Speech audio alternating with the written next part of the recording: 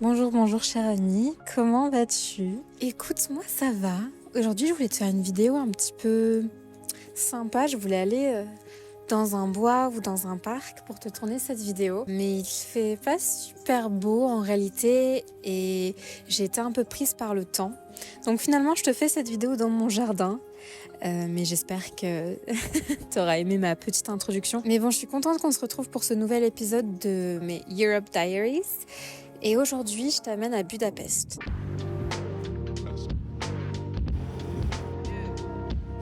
Mercredi 22 janvier 2025, on arrive à Budapest. Pour une fois, on a pris le train et c'était bien plus tranquille que le bus. En plus, pendant le trajet, on a continué à regarder l'attaque des Titans. Parce qu'en fait, je t'avais pas dit, mais depuis Prague, je crois, c'est notre petite activité quotidienne. Et d'ailleurs, si je me trompe pas, que je me souviens bien, on a même eu le temps de regarder toute la saga pour notre voyage en Europe de l'Est. C'était un peu notre comfort show pendant les 2 mois de voyage. Enfin bref, après 2 heures de train, on arrive dans la très jolie ville de Budapest, que je te décrirai directement comme étant la chill city. En fait, tout au long de notre séjour, on a trouvé que la ville et ses rues étaient souvent très calmes. Alors, c'est vrai que la période c'était pas la plus touristique, bien sûr, mais pour une grosse ville européenne, ça nous a quand même étonnés quoi. Après, dans le bon sens. Ce qui nous marque directement pendant notre chemin de la gare à l'appartement où on séjourne, c'est l'état des bâtiments. Ils sont toujours d'époque. Mais ce que je veux dire, c'est que malgré le charme des bâtiments à l'ancienne, ils font tous vraiment très vieux. Ils sentent le vécu quoi. Ils n'ont pas dû être rénovés depuis très longtemps et sur certains bâtiments ont même été laissés béants les impacts de balles des guerres et révolutions passées. Donc, même si on apprécie ce voyage en histoire, on ne peut que se demander comment ces bâtiments tiennent toujours debout. Alors Budapest, on va y rester 10 jours en tout. On a donc une dizaine de jours pour comprendre un peu plus cette ville, la découvrir afin de ne jamais l'oublier. On arrive enfin à notre appartement qui était situé dans le 7e arrondissement de Budapest, dans l'ancien quartier juif. C'est un super quartier quand on visite Budapest pour la première fois, je te le conseille. Mais honnêtement, pour un premier séjour dans la capitale hongroise, je dirais que le plus important, c'est de séjourner à Pest plutôt qu'à Buda. Alors, pour le petit moment histoire, à l'époque, Buda et Pest, c'était 2 villes séparées. D'un côté, il y avait Buda, en haut de sa colline, et de l'autre, Pest, sur la plaine. Mais les 2 villes étaient aussi séparées par une ségrégation sociale. Correspondant à la topographie, Buda était la ville de la haute société, de la royauté et du clergé. C'est pour ça qu'on y retrouve le palais royal. Et dans la plaine vivait donc la plèbe. Pest était donc la ville du peuple. Et dorénavant, elle possède l'un des parlements les plus célèbres du monde. Maintenant, Pest est la ville énergique, la ville qui bouge, c'est le cœur de Budapest. Dès le premier soir, on fait un petit tour de la ville et on aime vraiment son énergie. C'est un mix de tourisme, mais pas trop, de vivant sans être hectique. On marche jusqu'au parlement de Budapest, on passe devant la basilique Saint-Étienne de Pest, et enfin par la grande synagogue de Budapest. Le Parlement, c'est un bâtiment absolument impressionnant. Il est majestueux, magnifique, massif, tout ce que tu veux, mais franchement inoubliable. C'est concrètement la star de la ville. Le lendemain matin, on se met en route pour une longue journée de tourisme. Le but aujourd'hui, c'est de visiter la majorité de Buda. Après avoir pris notre café à Apricot Coffee, on marche en direction des halles centrales de Budapest. Ce vaste marché nous fait voyager dans le temps. Il nous raconte l'histoire d'une époque où ce marché était un lieu de commerce vivant pour les Hongrois des siècles précédents. Bien sûr, de nos jours, c'est surtout un endroit touristique. Mais je trouve qu'il a gardé un peu de cette énergie d'antan.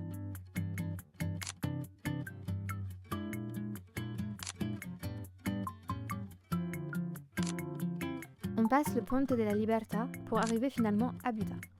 On se retrouve devant le monastère de Saint-Paul, un édifice coincé dans la roche qui a malheureusement été abandonné il y a quelques années.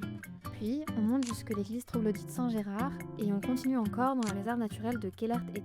On aurait aimé atteindre la citadelle, la forteresse symbole de la ville, mais le site était fermé quand nous étions à Budapest et d'ailleurs il l'est encore actuellement, je crois pour cause de rénovation. On fait donc le tour du parc et on y voit de très jolies vues.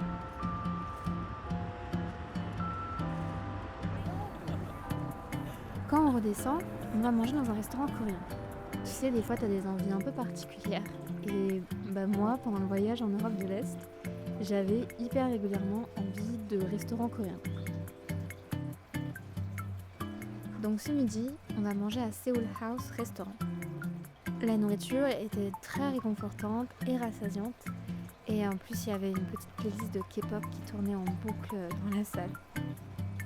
Une fois le ventre rempli, on reprend notre montée de Buda. On se rend au palais de Budavar, mais nous n'en faisons que le tour de l'extérieur.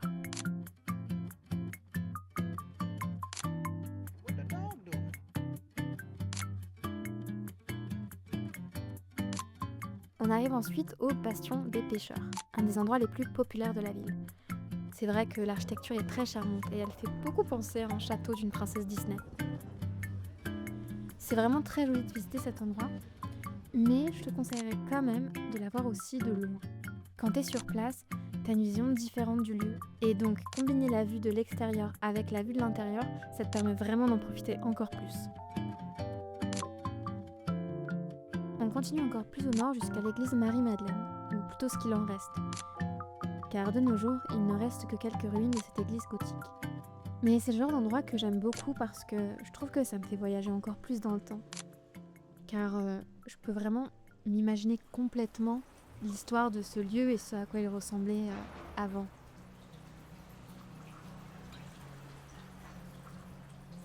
Il commence à se faire tard, donc on redescend et là on va à Caseta Café avant qu'il ne ferme. Ce petit café très hipster avec des caisses vides de club maté en guise de table était très sympa. Mais malheureusement, il a définitivement fermé ses portes aujourd'hui. C'est toujours un peu triste quand on voit qu'un business a fermé ses portes, tu trouves pas ? Surtout que, vu que je fais cette vidéo avec un an de différence, il y a vraiment pas mal de business à chaque fois que je vois dans lesquels on est allé et qu'on avait plutôt apprécié. Et que de voir qu'un an plus tard, quand je vous fais cette vidéo, beaucoup de ces lieux ont fermé, ça fait toujours un petit pincement au cœur, je trouve. Enfin, on rejoint Pest par le pont Marguerite, un très beau pont, édifié d'ailleurs par des Français, et qui donne une vue vraiment merveilleuse sur le reste de la ville et sur le Danube. D'ailleurs, on est allé voir la petite statue trabante de Mihaly Kolotko, une voiture est-allemande miniature en pierre de taille qui est en fait le symbole populaire de la guerre froide. Mais à moins que tu sois un passionné de l'art miniature ou de l'art spécifiquement de Kolotko et que tu souhaites faire un peu la chasse à ses œuvres dans la ville, je te conseille pas forcément d'y aller. Nous, on n'a pas trouvé que ça valait le détour. Et après, c'est vrai qu'on était fatigués de la journée, donc ça n'a pas aidé.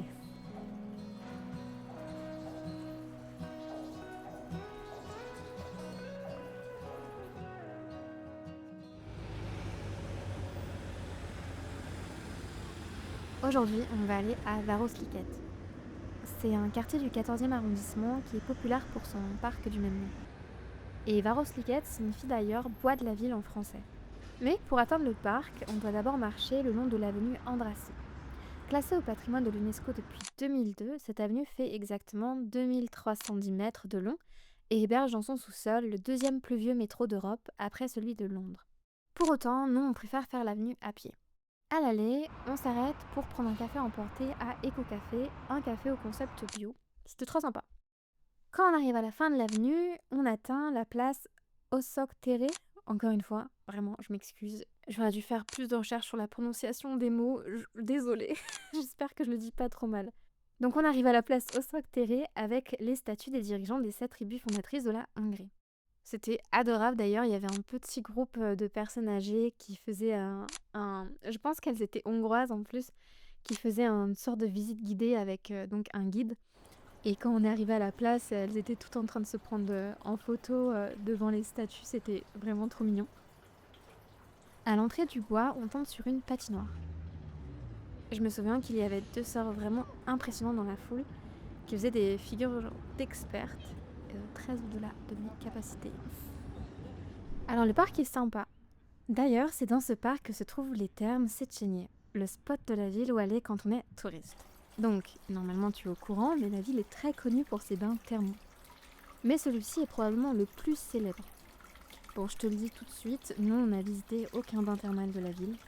Majoritairement parce qu'on trouvait ça vraiment cher et qu'il rajoutait vraiment plein de coûts additionnels.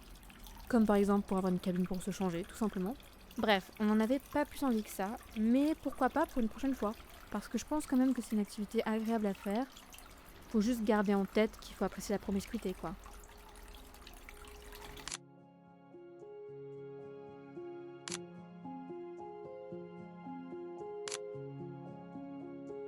Au retour, on s'arrête juste à côté d'Eco-Café. On prend notre déjeuner chez Flo, un café bistrot plant-based qu'on a bien aimé, mais qui a maintenant déménagé de l'autre côté de la ville, à Buda, si ça t'intéresse d'y aller. On termine l'après-midi sur l'île de Marguerite.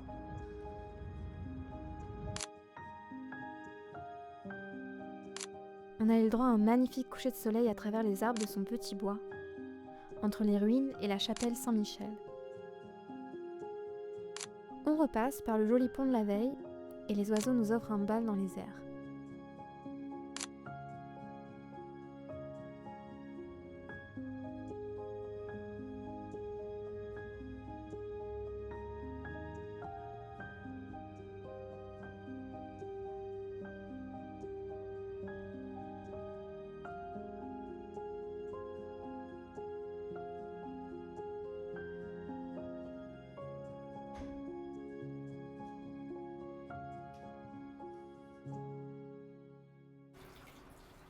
La troisième journée est très tranquille. On commence par visiter le cimetière national de Fiumeut. Comme j'ai dû t'en parler précédemment, ou pas, je sais plus en fait, j'aime vraiment beaucoup visiter les cimetières. En fait, paradoxalement, je trouve que ce sont les endroits où on prend le temps de vivre. Alors je sais, c'est un peu antithétique ce que je te dis là, mais j'aime marcher dans les cimetières parce que je trouve que ça m'apaise. Est-ce que ça te parle ce que je suis en train de te dire là? Je sais pas. Pas très loin du cimetière, on va se poser à MTRM Roast, un petit coffee shop avec une déco toute cosy. Le barista était vraiment très nice et la machine à café était à piston, donc c'est forcément très stylé, ça donne tellement de cachet. Ça avait vraiment l'air d'être le genre de coffee shop pour les locaux. On y reste un temps, on avance petit à petit sur nos projets personnels. Moi, j'édite et je poste mes photos. En rentrant, on passe par la petite librairie / galerie d'art ISBN+. Je trouve plein de petits livres hyper intéressants et en plus en anglais, mais malheureusement ils ne faisaient pas de prêt et les livres ne passaient pas dans ma valise, donc je les ai juste pris en photo pour les mettre dans ma wishlist du futur.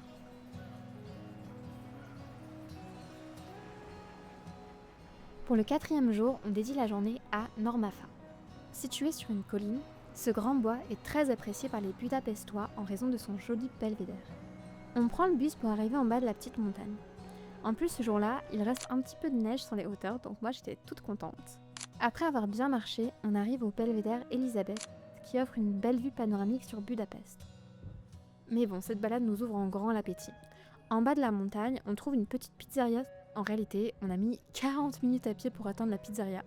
Et on était vraiment super ronchons parce que c'était la seule option qui se présentait à nous. Et on avait genre tellement faim. Mais quand on arrive enfin à la pizzeria, on est bien heureux. On a du mal à communiquer avec le pizzaiolo qui savait pas trop parler anglais. Mais les pizzas étaient délicieuses et ça nous a fait le plus grand bien. Et puis, tels les petits papis que nous sommes, on rentre tranquillement à l'appartement pour se reposer de notre si longue balade. On débute le 5e jour en allant prendre un petit déjeuner à Méron, une chaîne de café originaire de la Transylvanie en Roumanie. On se dépêche pour ne pas rater notre train car aujourd'hui on sort de Budapest.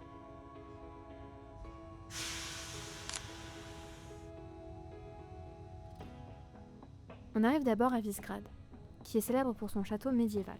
Mais quand on arrive dans la ville, on se rend compte qu'on est du mauvais côté de la rive et qu'on ne voit pas de pont.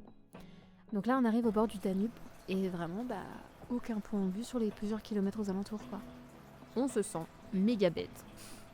Est-ce qu'on aurait pris le mauvais train? Et en fait on voit un petit peu plus loin un petit bateau qui fait la traversée entre les deux côtés de la rive. Là on est hyper soulagés, on se dépêche d'acheter nos billets et on monte à bord. Et en vrai c'était bien plus sympa qu'un pont.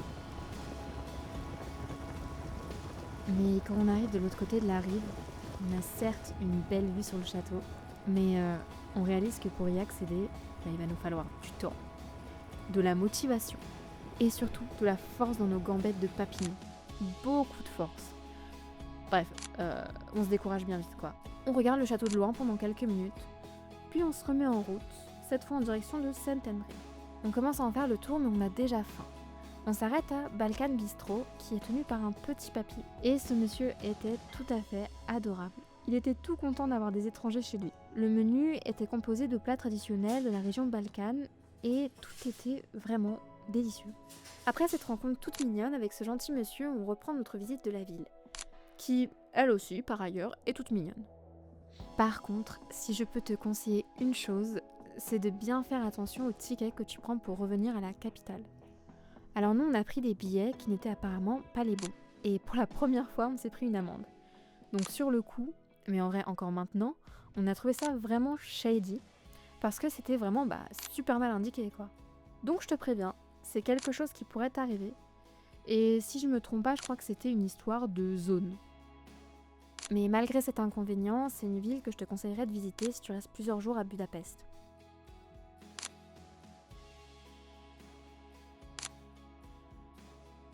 Ça fait maintenant 6 jours que nous sommes arrivés à Budapest. On retourne à Budapest Barista, un petit coffee shop qui n'était pas très loin de notre appartement et qui était tout adorable. On s'est installé sur la mezzanine et c'est drôle car il y avait vraiment beaucoup de cafés ou de restaurants avec des mezzanines. C'était un peu la spécialité de la ville quoi. Le reste de la journée est vraiment très tranquille. On retourne aussi à MTRM Roast, dont je t'ai déjà parlé plus tôt. Pendant qu'Hugo travaille sur son projet, je continue ma lecture de Zola, dont je t'avais un peu parlé quand on était à Munich. Mais oui, définitivement, encore une fois, tout faire sauf du montage apparemment. On termine la journée par une nouvelle balade sur les quais du Danube pour repasser devant le Parlement. Bien sûr, il est vraiment difficile de ne pas passer à côté tellement il est grand, mais c'est vrai que nous sommes allés le voir presque tous les jours. Et marcher le long de la rive du Danube a été une de mes activités préférées à Budapest. C'était simplement tellement beau, et à chaque fois. Ce soir-là, on rentre à l'appartement en prenant la ligne 2 du tramway. Une ligne qui est assez populaire auprès des touristes car elle passe devant plein de monuments et qu'elle suit le cours du fleuve.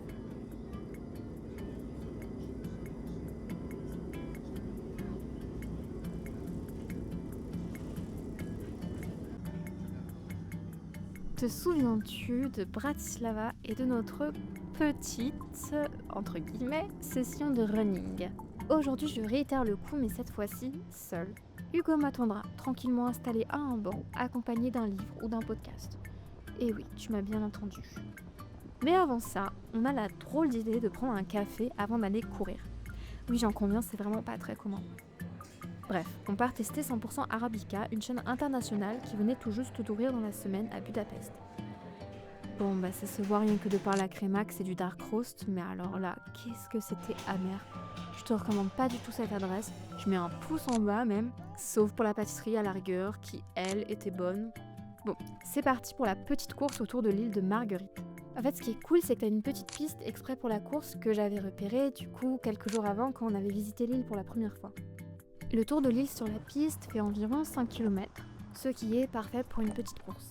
Moi j'ai beaucoup aimé, c'était vraiment très sympa. Pour le déjeuner, on va à un restaurant vraiment délicieux, Indian Palate. Si tu recherches de la bonne nourriture indienne à Budapest, c'est vraiment l'endroit qu'il te vaut. C'était juste miam miam. Tu peux y aller les yeux fermés, parole d'honneur. On y allait même plusieurs fois. Non, enfin bon, on a le sentiment d'avoir bien découvert la ville. Et comme on l'a bien aimé, et surtout parce qu'on a le temps, je force un peu Hugo pour qu'on aille se faire tatouer ce soir-là. En fait, ça faisait un moment qu'il me disait qu'il voulait se faire tatouer sans vraiment passer le cap.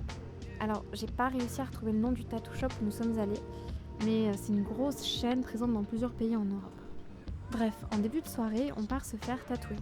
Hugo avait un modèle en tête, mais personnellement, ce que je voulais était un peu trop compliqué pour le faire dans la soirée, donc j'ai opté pour un flash qui m'a rappelé ma maison. Si je me souviens bien, on en a eu pour moins de 60 € chacun, ce qui est vraiment un prix très raisonnable. Pour célébrer le premier tatouage d'Hugo, on va à Simplakert, un lieu hyper populaire de Budapest. C'est un rom-coxma qui se traduit par ruine bar. Des bars ou des pubs aménagés dans d'anciens immeubles d'habitation tombés en ruine pendant la période du communisme. Même si relativement très touristique, le Simplakert est un endroit vraiment hyper intéressant à visiter. Mais donc, pour célébrer le tatouage d'Hugo, on part sur un soda au gingembre et un jus à l'ananas. Attention, gros fêtard en vue là. Le lendemain, on chill vraiment un max. On fait les petits pépères. Surtout là, ça va bientôt faire 10 jours qu'on est arrivé à Budapest. On a presque l'impression qu'on pourrait nous donner la nationalité hongroise, quoi. Finalement, notre dernier jour à Budapest arrive. Mais comme on prend un bus de nuit, on a encore une journée entière pour profiter encore un peu de la ville. On retourne à Méron pour le petit déjeuner. Bon, alors je pense que tu l'as compris, mais Budapest, c'est une ville que j'ai vachement aimée. Je trouvais qu'il n'y avait pas trop de tourisme et c'est une ville qui avait énormément de charme. Et pour le coup, je t'ai vraiment pas donné toutes les adresses qu'on a faites, ni toutes les activités qu'on a faites, parce que je trouve que j'ai déjà beaucoup parlé dans cette vidéo. Mais du coup, ça te montre qu'il y a vraiment énormément de choses à faire dans cette ville.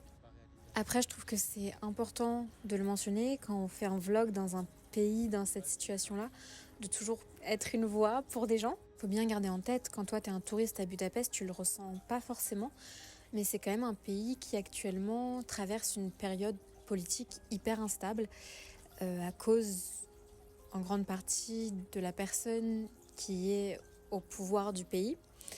Et je pense que c'est important de soutenir le peuple hongrois dans sa démarche vers la démocratie qui encore aujourd'hui n'est pas respectée. Je pense que c'était important pour moi d'en parler au moins un petit peu. Et alors aucun rapport, mais ce week-end on célèbre Imbolc, qui est une fête païenne d'origine celtique, donc irlandaise je crois. C'est la fête qui célèbre en fait le retour de la lumière, le retour du printemps. Mais c'est pour ça que je voulais faire cette vidéo dans la nature, parce que je t'invite, avec cette célébration, de regarder autour de toi et de voir la nature qui se réveille, la vie qui reprend et la renaissance de notre planète après cet hiver. Alors l'hiver n'est pas terminé bien sûr, mais voilà, Imbolc annonce le retour du printemps et donc voilà, c'était un petit message que je voulais te mettre en fin de cette vidéo pour t'inviter à être attentif à ce qui se passe autour de toi et à toute la vie qui existe en dehors de celle de l'humanité, entre guillemets. En tout cas, merci du fond du cœur d'avoir regardé cette vidéo. J'espère qu'elle t'aura plu, j'espère que tu as passé une très bonne journée, une très bonne soirée plutôt si tu regardes cette vidéo quand elle sort. Très bonne chandeleur aussi du coup, parce que c'est la chandeleur qui arrive en même temps. On se revoit vite pour la suite de mes aventures autour de l'Europe. Je te souhaite une bonne soirée, je te dis un grand merci, à la semaine prochaine et bisous. Je tiens à m'excuser, je me suis emballée dans mes plannings et en fait cette vidéo sera postée après Imbolc. Moi je la tourne juste avant Imbolc, mais elle sera sortie après. Donc je te souhaite en retard, désolée j'y ai pas pensé, je te souhaite en retard une bonne chandeleur et en retard un bon Imbolc et voilà.